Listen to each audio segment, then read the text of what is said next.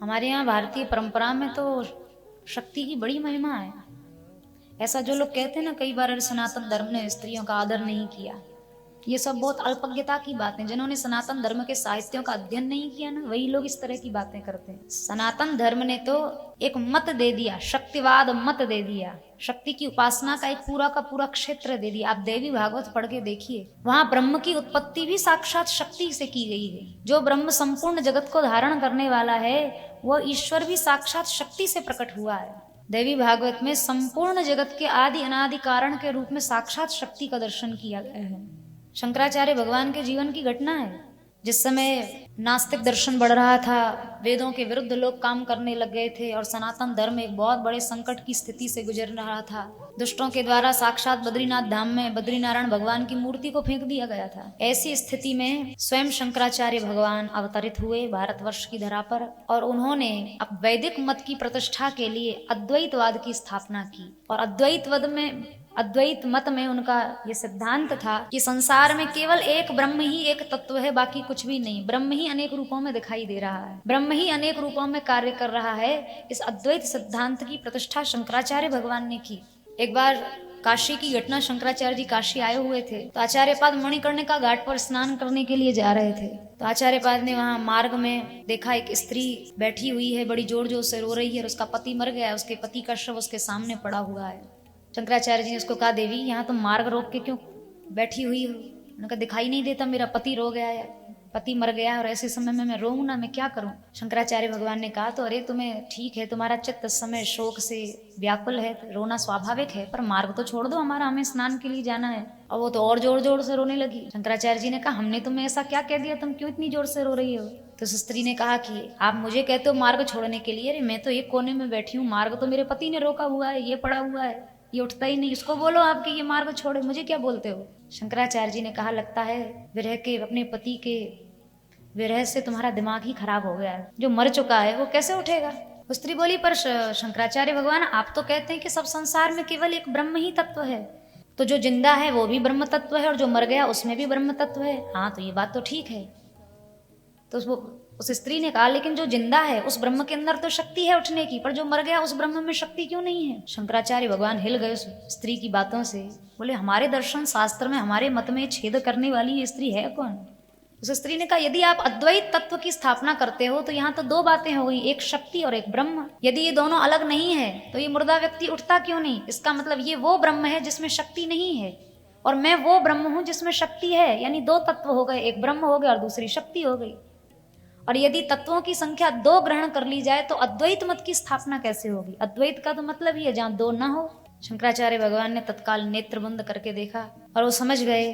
उन्होंने मन ही मन विचार किया कि ये कोई साधारण स्त्री नहीं है। और शंकराचार्य जी को अपना वेदव्यास भगवान के साथ उन्होंने एक बार शास्त्रार्थ किया था बद्रीनाथ धाम में, वो स्मरण हो गया, याद आ गया।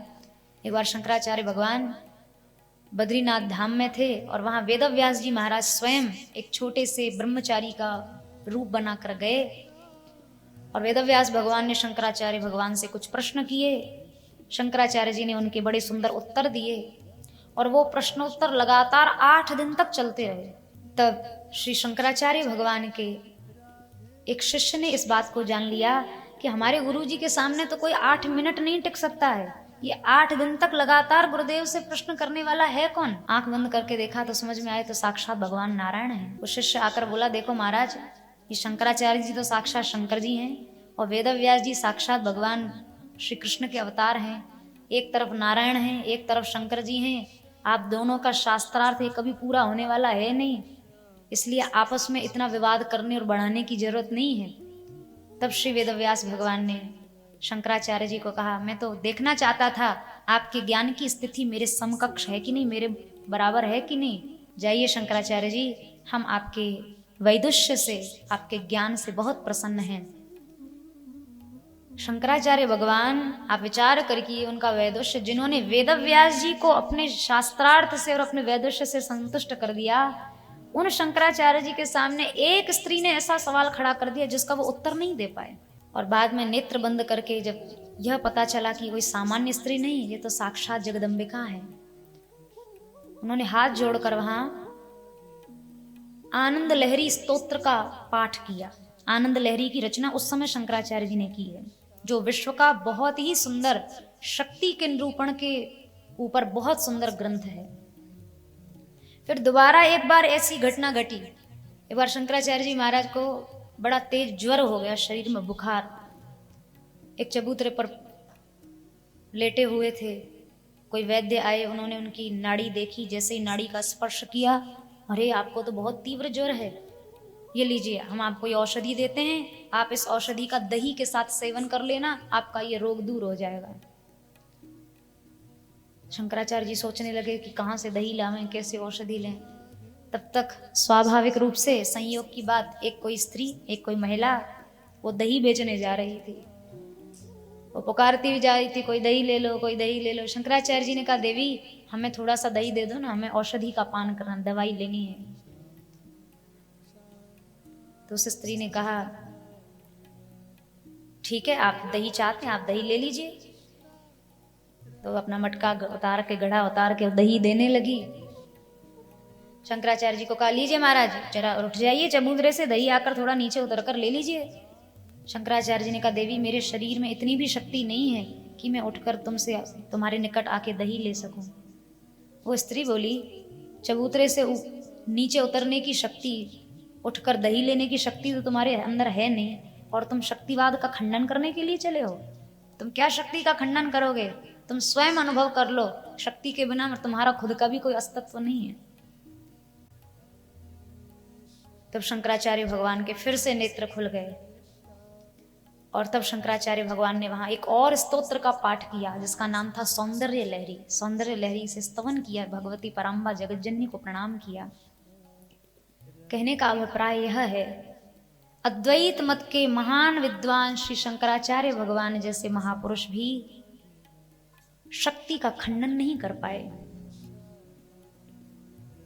इसलिए भगवान शंकर को स्वयं श्री नारायण भगवान ने शक्ति समर्पित की। आप इनका आदर करिए, ये आपकी साधना में सहयोग करेंगी, आपकी उपासना में सहयोग करेंगी। आप बताइए, सनातन साहित्य ने स्त्री को केवल स्त्री रूप में नहीं देखा है, हमारे सनातन धर्म ने स्त्री को साक्षात भगवती के रूप में देखा है, साक्षात देवी के रूप में देखा है।